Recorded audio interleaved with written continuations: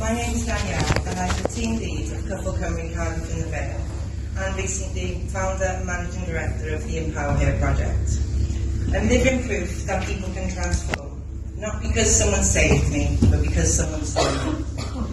My journey didn't start in leadership, it started in survival. Addiction, prison, violence, homelessness, a 20-year cycle. I lived through systems that were built to manage people like me, not understand us. And yet here I am today, a woman who went from being mentored to mentoring others, to now leading a team of lived experience mentors and building the Empower Here project, a programme for women to rebuild confidence, identity and self-worth after trauma. When I first met a mentor, they didn't come with a clipboard or a title, they came with empathy. They didn't talk to me, they sat with me. They didn't tell me who to become, they helped me remember who I was before the world convinced me I was broken. That's what real mentorship is. It's not about hierarchy, it's about humanity. It's about creating the kind of connection that says, you're safe here, you don't need to perform. As I rebuilt my life, I began studying forensic psychology. I realised that everything I learned through experience was backed by science.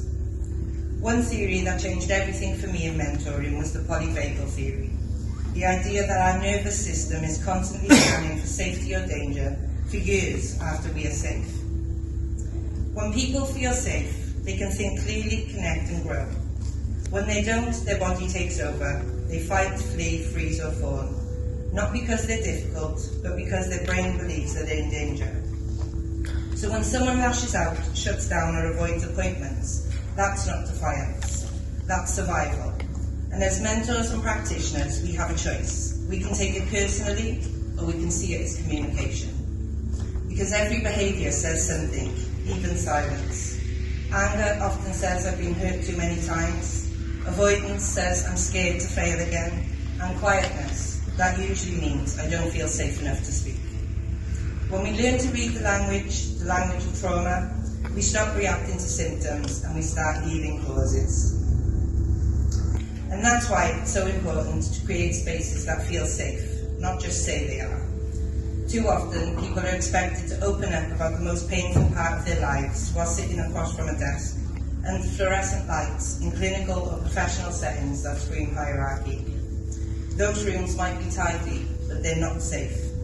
They remind people of every assessment, every probation meeting, every system that told them what to do.